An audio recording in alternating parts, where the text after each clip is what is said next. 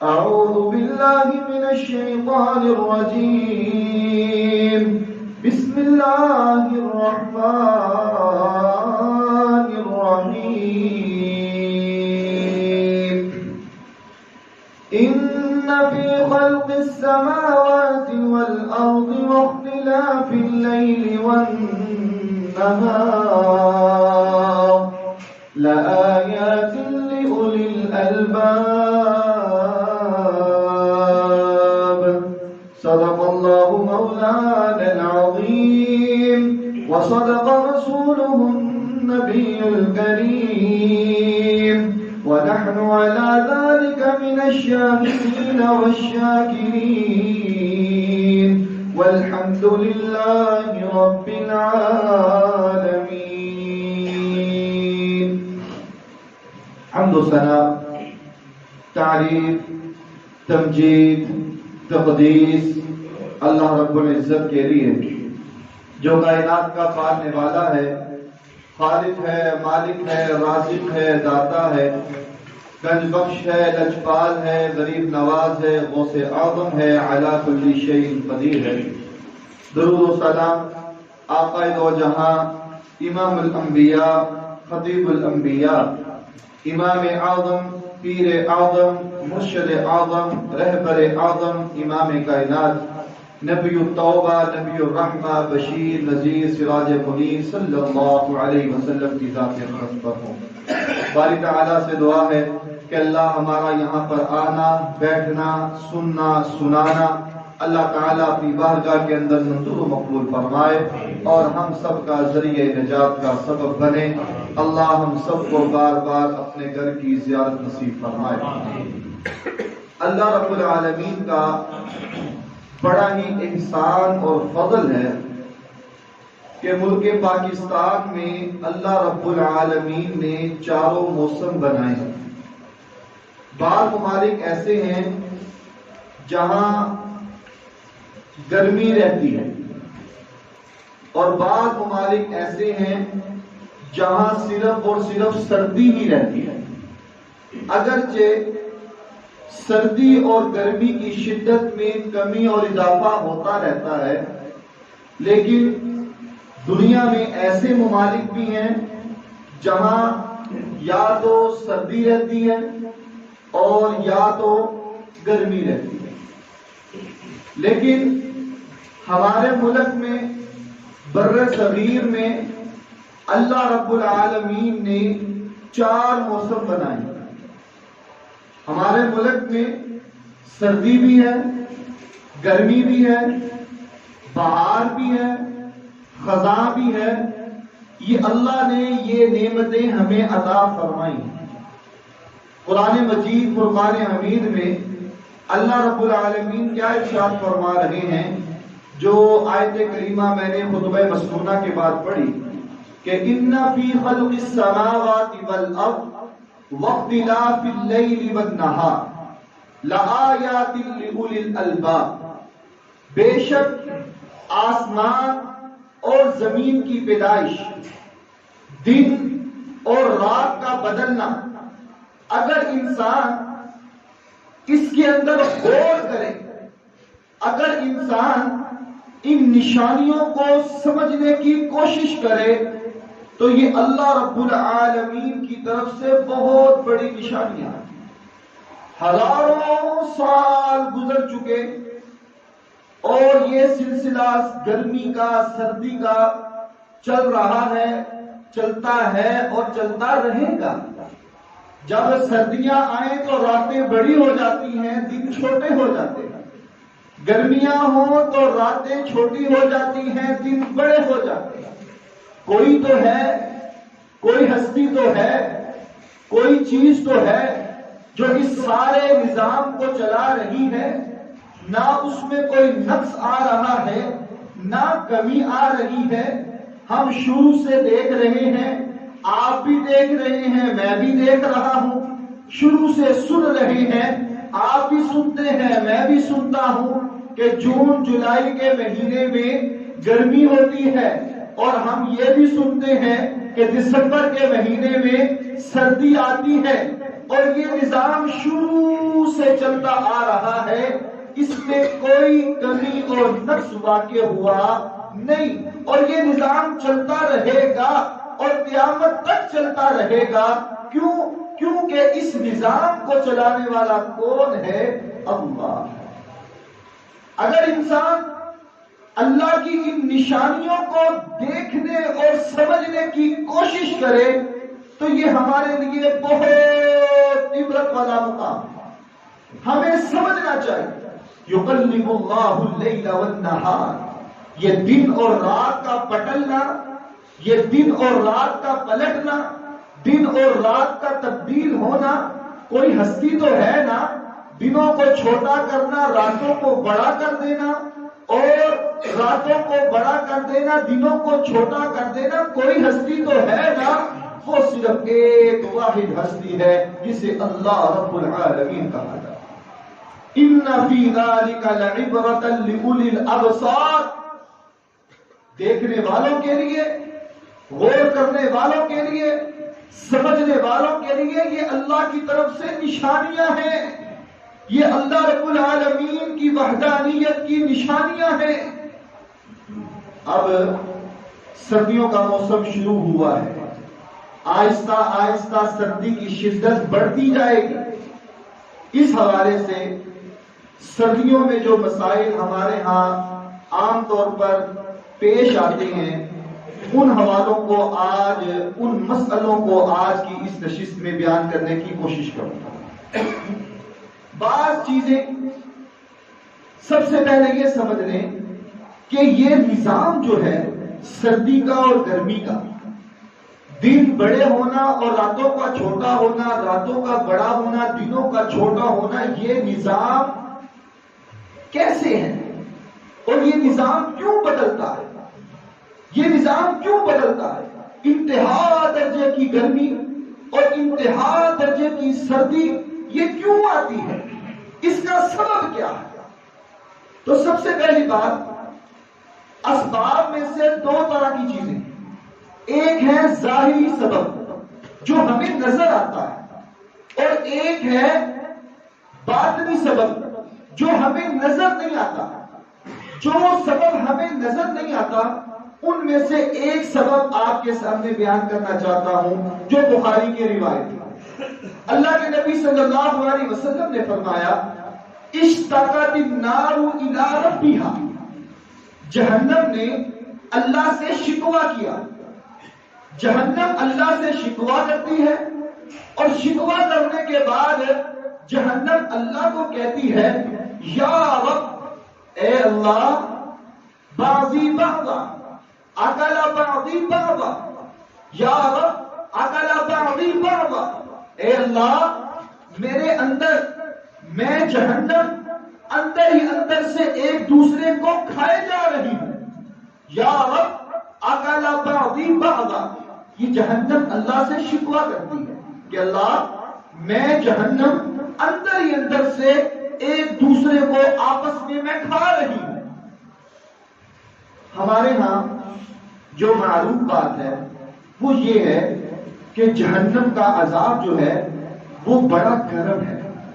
جہنم کا عذاب آگ کا عذاب ہے اور انتہا درجے کا گرم عذاب ہے، اس میں کوئی شک نہیں۔ لیکن اس کے ساتھ ساتھ یہ بات بھی سمجھنی چاہیے کہ جہنم کا عذاب جو ہے وہ دو طرح کا ہے، ایک گرم عذاب ہے اور ایک سرد عذاب ہے، انتہا درجے کی گرمی اور انتہا درجے کی سردی۔ اور آپ احباب اس بات سے بخوبی واقف ہوں گے کہ گرمی کی نسبت سردی کا عذاب جو ہے یہ بہت زیادہ سخت اور بہت زیادہ مشکل عذاب ہوا کرتا ہے۔ ہمارے ملک میں، دنیا میں ایسے ممالک بھی ہیں، سیاچن ہو گیا یا اس کے علاوہ ایسے دنیا میں ممالک بھی ہیں جہاں درجہ حرارت مائنس میں جاتا ہے، مائنس میں جاتا ہے، اور لوگوں کی کیفیت کیا ہوتی ہے؟ اگر وہ ظاہری اسباب کو نہ اپنائیں تو وہ برف اور سردی کی وجہ سے ان کے یہ جو پورے ہیں یہ سڑ جاتے ہیں، جسم کے اعضاء جو ہیں یہ جڑ جاتے ہیں، گر جاتے ہیں سخت سردی کی وجہ سے۔ تو یہ جہنم کا عذاب جو ہے یہ دو طرح کا ہوگا، یا تو بہت زیادہ سخت سرد ہوگا اور یا بہت زیادہ انتہا درجے کا گرم عذاب۔ یہ جہنم کے دو عذاب ہیں۔ جہنم جو ہے اللہ سے شکوہ کرتی ہے، یا رب اکل بعضی بعضا، میں اپنے اندر سے ہی کھائے جا رہی ہوں، اللہ میں کھائے جا رہی ہوں۔ اللہ نے اس جہنم کو سانس لینے کی اجازت دی، جہنم کو سانس لینے کی میرے اللہ نے اجازت دی۔ اب ہمارے ہاں مشہور ہے، اکثر کو پتا بھی ہے کہ جہنم سال میں کتنی مرتبہ سانس لیتی ہے؟ 2 مرتبہ۔ 2 مرتبہ اللہ نے جہنم کو سال میں 2 مرتبہ سانس لینے کا اجازت دے دی۔ جہنم 2 مرتبہ سانس لیتی ہے۔ ایک مرتبہ جب جہنم سانس اندر کو لیتی ہے تو دنیا میں سردی ہوتی ہے، اور جب جہنم اندر کا سانس باہر کو پھینکتی ہے تو پھر دنیا میں گرمی واقع ہوتی ہے۔ تو یہ جہنم جو ہے یہ اللہ رب العالمین نے اس کو سال میں 2 مرتبہ سانس لینے کی اجازت دی۔ اب یہ سردیوں کا موسم آ گیا اور یہ اہل علم اور نیک لوگوں کے لیے یہ بڑا ہی قیمتی موسم ہے، بڑا ہی اعلیٰ اور عمدہ عبادت گزاروں کے لیے یہ موسم ہے۔ سیدنا عمر بن خطاب رضی اللہ تعالی عنہ بیان فرماتے ہیں، وہ کہتے تھے کہ عبادت گزاروں کے لیے یہ سردیوں کا موسم یہ غنیمت کا موقع ہے۔ یہ غنیمت کا موقع کیسے ہے؟ سیدنا ابو سعید خدری رضی اللہ تعالی عنہ بیان کرتے ہیں کہ جب یہ سردیاں آتی ہیں تو دن جو ہیں وہ چھوٹے ہو جاتے ہیں، راتیں بڑی ہو جاتی ہیں۔ جب دن چھوٹے ہوتے ہیں تو اس میں پیاس بھی کم لگتی ہے، جب دن چھوٹے ہوتے ہیں اس میں بھوک بھی کم لگتی ہے۔ انسان اللہ کو منانے کے لیے نفلی روزوں کا اہتمام کثرت کے ساتھ کر سکتا ہے، اور راتیں جو ہیں وہ بڑی ہو جاتی ہیں، اپنی نیند بھی پوری کر سکتا ہے، پھر رات کے آخری پہر اٹھ کے اللہ کے حضور قیام بھی کر سکتا ہے، سجدہ بھی کر سکتا ہے، تہجد بھی پڑھ سکتا ہے۔ اس لیے یہ سردیوں کا موسم جو ہے یہ اہل ایمان کے لیے موسم بہار ہے، نیکیوں کا موسم بہار ہے۔ اگر انسان اللہ کے قریب ہونا چاہتا ہے تو یہ سردیوں کا موسم سب سے بہترین موسم ہے۔ جب گرمی ہو تو اس وقت انسان اگر دن میں روزہ رکھنا چاہے تو اس کے لیے مشکل آتی ہے۔ گرمی کا موسم ہے، پیاس کی شدت بڑھ سکتی ہے، گرمی ہے، انسان کے لیے مشکل پیدا ہو سکتی ہے۔ اسی طرح گرمیوں کے موسم میں رات جو ہے وہ چھوٹی ہوتی ہے، نیند پوری نہیں ہوتی، تھکاوٹ ہو جاتی ہے، تہجد نہیں پڑھی جاتی۔ لیکن یہ سردیوں کا موسم جو ہے اہل ایمان موسم کا فائدہ اٹھائیں اور اللہ کی عبادت زیادہ سے زیادہ کریں اور ان نیک مقربین بندوں میں شامل ہو جائیں جو اللہ رب العالمین کے بہت قریب ہیں۔ آج کی اس نشست میں جو چند مسائل میں سردیوں کے حوالے سے پیش کرنا چاہتا ہوں، اس میں سے پہلا مسئلہ نماز کے حوالے سے وضو کا ہے۔ وضو نماز کے لیے شرط ہے، وضو کے بغیر نماز مکمل نہیں، نماز ہی نہیں ہوتی، وضو شرط ہے۔ اب وضو بھی وہ ہونا چاہیے جو رسول اللہ صلی اللہ علیہ وسلم نے جس طرح ہمیں بتایا، سنت کے مطابق وضو ہونا چاہیے۔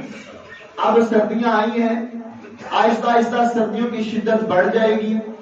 اکثر مساجد میں تو گرم پانی کا انتظام ہوتا ہے، یا بعض ایسی مساجد ہیں جہاں پر گرم پانی کا انتظام نہیں ہوتا، لیکن وضو شرط ہے، وضو تو کرنا ہے۔ اب کیا کیا جائے؟ رسول اللہ صلی اللہ علیہ وسلم کے طریقہ انداز کو دیکھا جائے، رسول اللہ صلی اللہ علیہ وسلم کے فرمان کو دیکھا جائے تو یہ بات آپ سمجھ لیں کہ جب انسان وضو کرتا ہے تو اگر انسان اپنے اعضاء جو ہیں وہ ایک مرتبہ بھی دھو لے تو اس کا وضو جو ہے وہ مکمل ہو جائے، اس کا وضو مکمل ہو جائے۔ ہمارے ہاں جو مشہور کیا جاتا ہے کہ نہیں، آپ نے اپنے اعضاء جو ہیں وہ 3 مرتبہ دھونے، 3 مرتبہ دھونے۔ مسئلہ سمجھ لیں کہ رسول اللہ صلی اللہ علیہ وسلم سے وضو کے اعضاء جو ہیں وہ 1 مرتبہ دھونا بھی ثابت ہے، 2 مرتبہ بھی دھونا ثابت ہے، اور 3 مرتبہ دھونا بھی ثابت ہے۔ آپ وضو کرتے وقت اگر سردی کی شدت ہے تو آپ اپنے اعضاء جو ہیں وہ 1 مرتبہ بھی دھو لیں تو آپ کا وضو جو ہے وہ مکمل ہو جائے گا، وضو مکمل ہو جائے گا۔ یہ نہیں ہے کہ آپ نے لازمی طور پر 3 مرتبہ دھونا، نہیں، شریعت نے رخصت دی، کم از کم کتنی مرتبہ؟ 1 مرتبہ، اور زیادہ سے زیادہ کتنی مرتبہ؟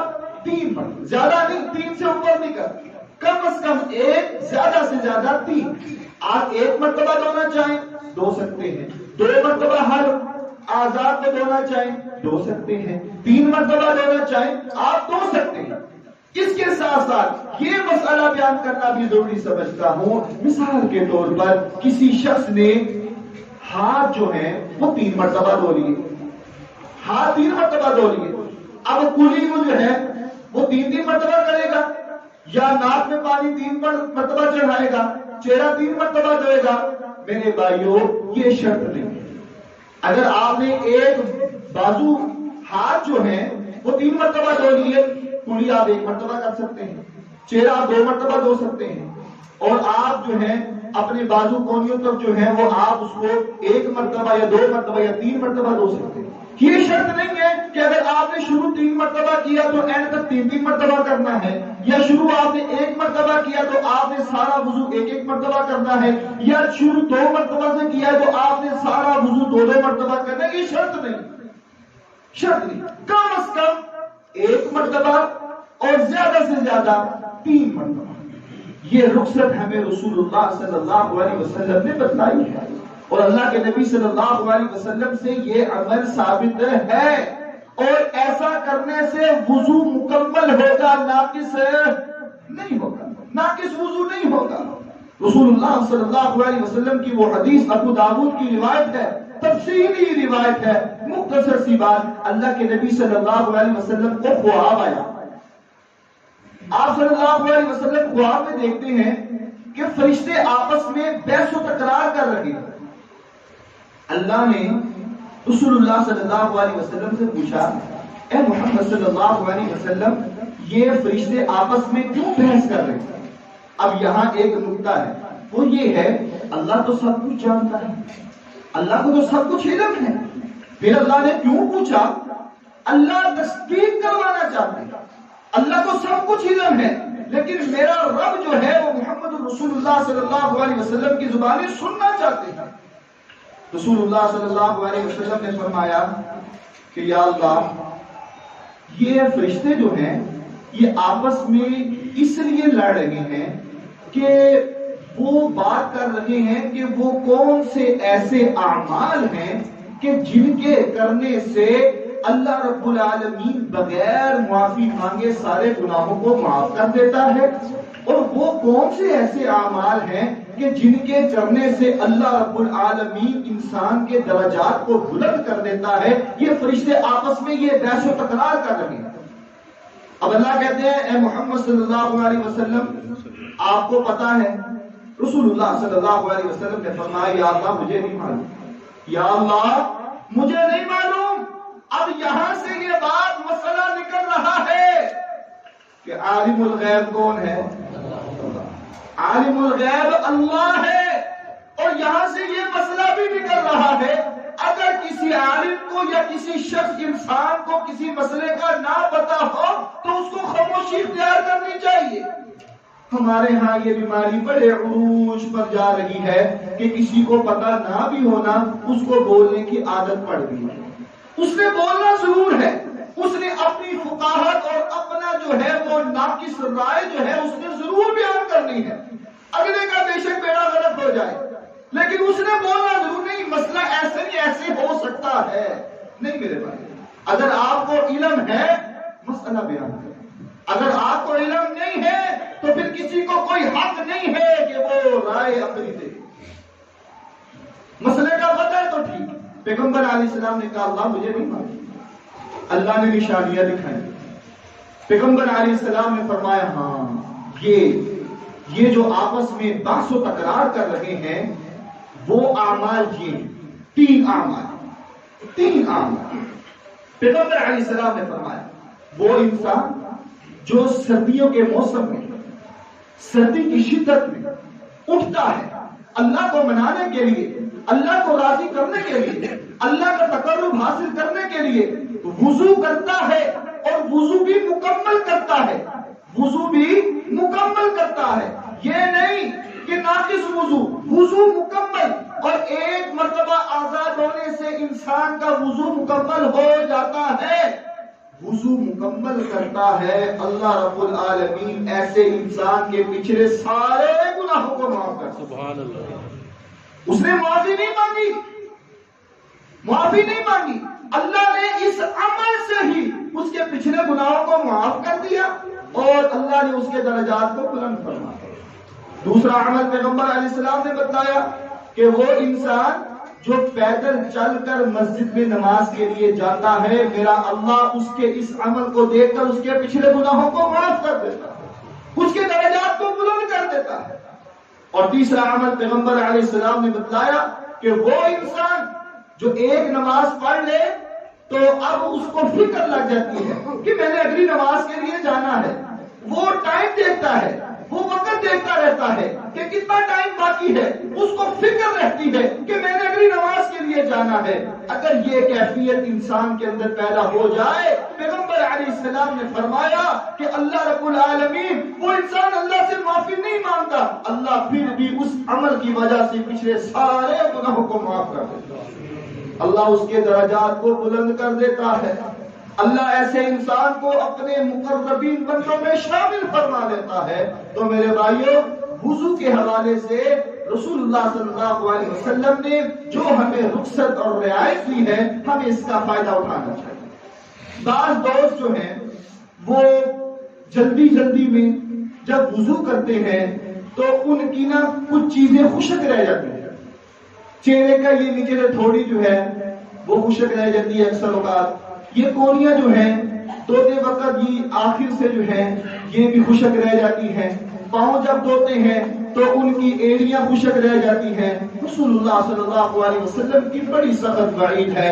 آپ صلی اللہ علیہ وسلم نے فرمایا ویل للأعقاب من النار, جب یہ خشک حصہ وضو کرتے وقت خشک حصہ رہ جاتا ہے تو یہ جہنم کا حصہ بن جاتا ہے. یہ جہنم کا حصہ بن. تو خدا را جب ہم وضو کریں تو مکمل وضو کریں تو بڑے ہی اطمینان کے ساتھ کریں اور مکمل وضو کریں. انشاءاللہ اللہ رب العالمین ہمارے پچھلے سارے گناہوں کو معاف کرتے ہیں. دوسرا مسئلہ آج کے جمعے کے حوالے سے جو بیان کرنا چاہتا ہوں وہ یہ ہے جرابوں کا مسئلہ. وضو کرتے وقت اس کے اوپر مسح کرنا چاہیے کہ نہیں چاہیے, یہ جائز ہے کہ نہیں جائز. پہلی بات, وضو کرتے وقت جب ہم ایک دفعہ اپنے پاؤں کو دھو لیں اس کے بعد جرابوں کو پہن لیں, یہ مسئلہ جائز ہے اور درست ہے. ابو داؤد کی روایت ہے, ابن ماجہ کی روایت ہے, ابن حبان کی روایت ہے, طبرانی کی روایت ہے. سیدنا علی رضی اللہ تعالی عنہ حدیث کے راوی ہیں, برا بن عازب رضی اللہ تعالی عنہ حدیث کے راوی ہیں, انس بن مالک رضی اللہ تعالی عنہ حدیث کے راوی ہیں, جابر رضی اللہ تعالی عنہ حدیث کے راوی ہیں. ان حدیثوں کو اگر اکٹھا کیا جائے تو یہ بات ہمیں سمجھ میں آتی ہے کہ اللہ کے نبی صلی اللہ علیہ وسلم سے جرابوں کے اوپر مسح کرنا ثابت ہے. رسول اللہ صلی اللہ علیہ وسلم سے جرابوں کے اوپر مسح کرنا یہ ثابت ہے. اب اختلاف جہاں پیدا ہوتا ہے اس کو سمجھانے کی کوشش کرنا چاہتے ہیں. اختلاف یہ پیدا ہوتا ہے کہ جرابیں کتنی موٹی ہونی چاہیے اور جرابیں کیسی ہونی چاہیے. ہمارے ہاں جو بات مشہور کی جاتی ہے وہ یہ ہے کہ انسان جراب پہن لے اور وہ میلوں میل سفر کرے. میلوں میل سفر کرے اگر تو اس کی جرابیں نہیں پھٹتی تو وہ مسح کے لیے جائز ہے، اور اگر انسان سفر کرے جرابیں پہن کر جوتے کے طور پر اور اس کی جرابیں نہ پھٹے تو وہ مسح کے لیے درست ہے، اور اگر وہ جراب پھٹ جائے تو وہ درست نہیں ہے۔ ایسی بات شریعت میں ثابت نہیں۔ یہ بات، یہ قید لگانا کہ اتنی موٹی ہو، آپ میلوں میل سفر کریں، 20 کلومیٹر اتنے میل سفر کریں، اور اگر آپ کی جرابیں ثابت رہ جاتی ہیں تو پھر آپ اس پر مسح کر لیا کریں، اور اگر پھٹ جاتی ہیں تو اس پر مسح نہیں ہوتا، یہ بات درست نہیں۔ مسئلے کو سمجھانے کے لیے فقہ حنفیہ میں فقہ کی ایک کتاب ہے جس کا نام ہے الہدایہ۔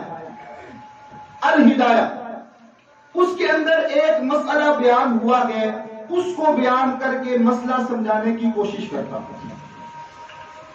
امام ابو حنیفہ رحمت اللہ علیہ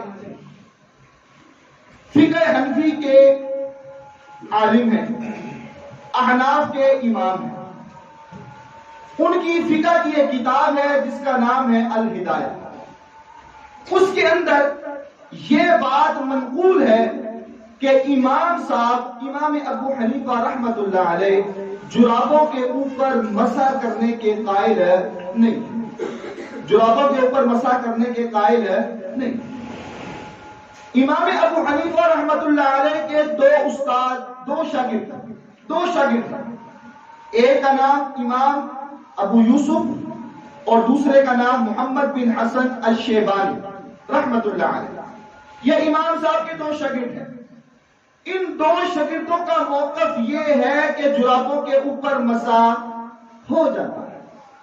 امام صاحب استاد جو ہیں وہ کہہ رہے ہیں کہ جرابوں کے اوپر مسح جائز نہیں۔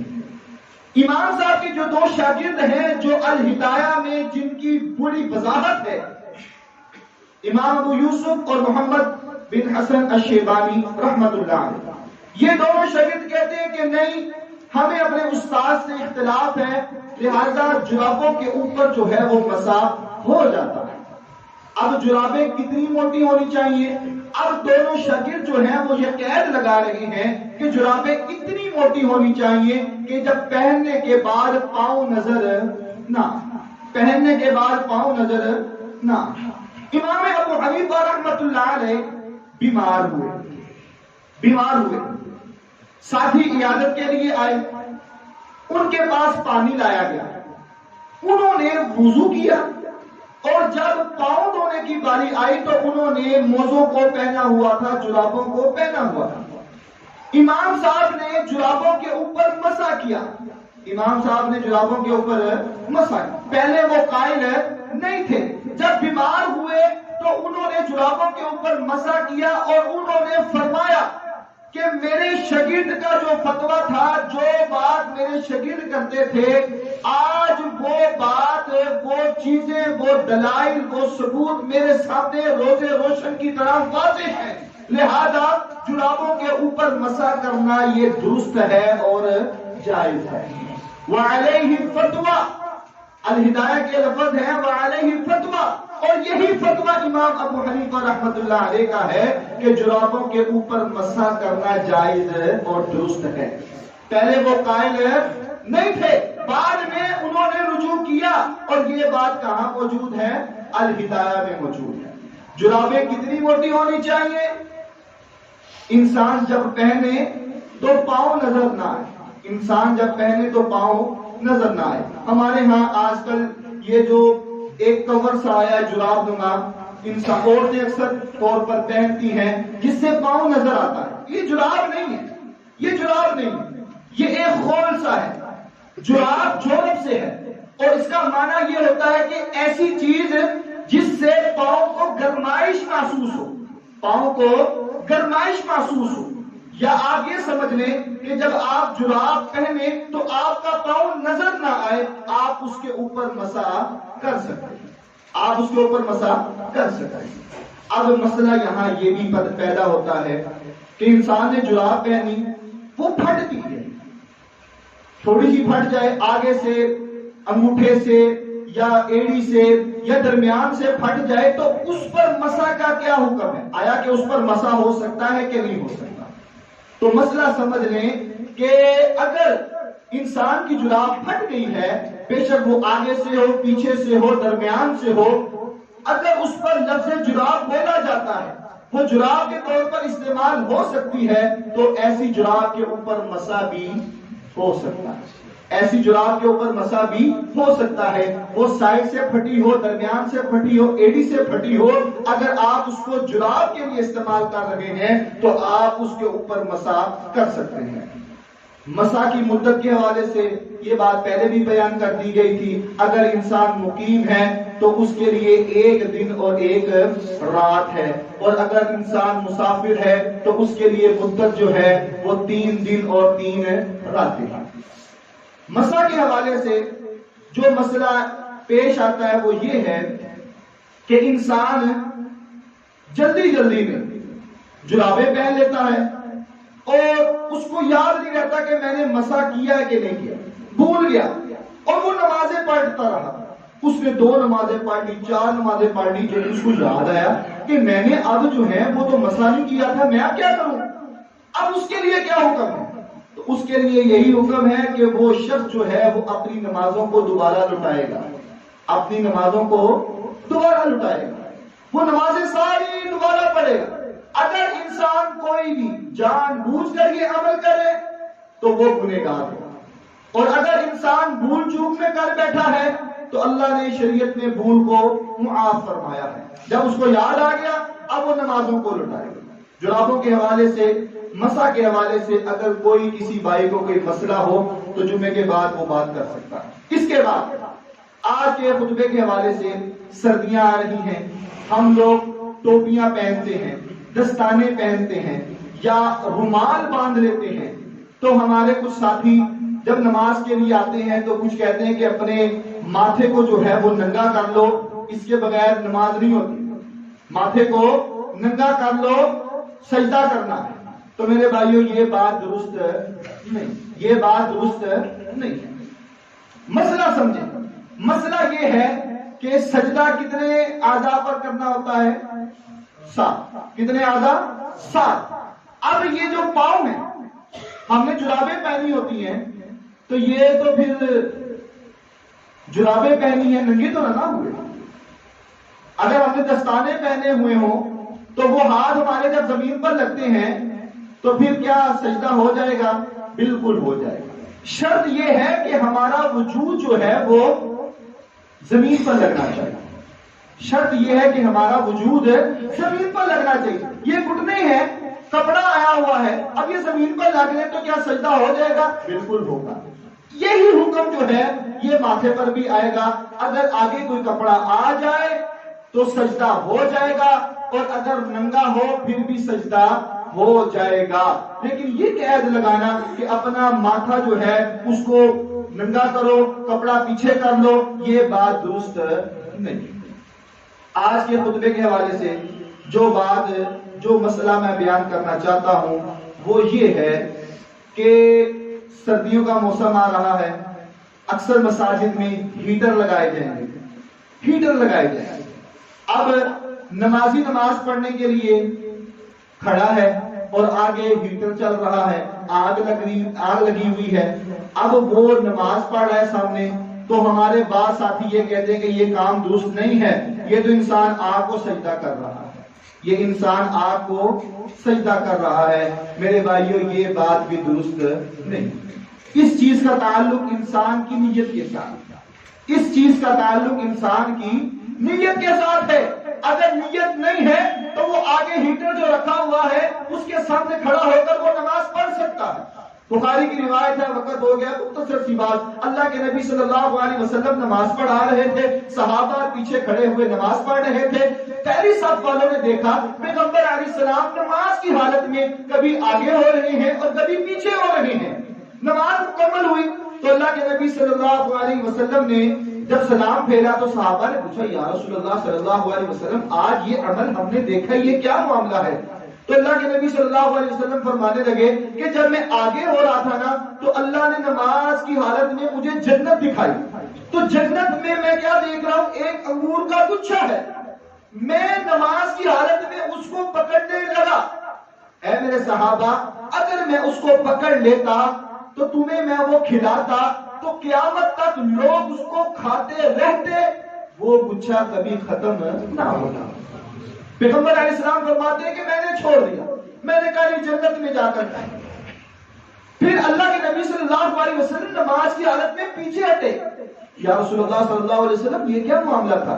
تو اللہ کے نبی صلی اللہ علیہ وسلم نے فرمایا کہ اللہ نے مجھے جہنم کی آگ دکھائی، میں نے جہنم کی آگ دیکھی، میں اس خوف کی وجہ سے، اس کی دہشت اور وحشت کی وجہ سے میں پیچھے ہٹ گیا۔ اس سے مسئلہ یہ بھی نکل آیا، اگر انسان کی نیت ٹھیک ہو، سامنے اگر آگ بھی ہو تو انسان نماز پڑھ سکتا ہے، انسان نماز پڑھ سکتا ہے۔ تو خدا را ہمیں چاہیے کہ ہم دین کے مسائل کو سیکھیں، ہمیں چاہیے کہ ہم دین کو سمجھیں اور اس کے مطابق ہم زندگی بسر کرنے کی کوشش کریں۔ یہ دین ہمارا بڑا ہی آسان ہے، لیکن ہم نے اس کو مشکل بنا دیا ہے ایسے کہ ہم نے دین سیکھنا نہیں اور پھر اس میں بگاڑ پیدا ہو رہا ہے۔ اللہ کے لیے دین کو سیکھیں اور اس کے مطابق زندگی بسر کرنے کی توفیق اللہ دے، اور ہمیں کوشش کرنی چاہیے کہ اللہ ہمیں ایسے اعمال کرنے کی توفیق عطا فرمائے۔ شریعت نے تو ہمارے لیے یہ رخصتیں رکھی ہیں، ان رخصتوں کا ہمیں فائدہ اٹھانا چاہیے اور اپنے لیے آسانی پیدا کرنی چاہیے، اور اللہ رب العالمین سے دعائیں کرتے رہنا چاہیے کہ اللہ ہمیں ان لوگوں میں شامل کر دے جنہوں نے اللہ رب العالمین نے اپنا مقرب بندہ بنایا ہوا ہے۔ اللہ ان لوگوں میں ہمیں شامل کر۔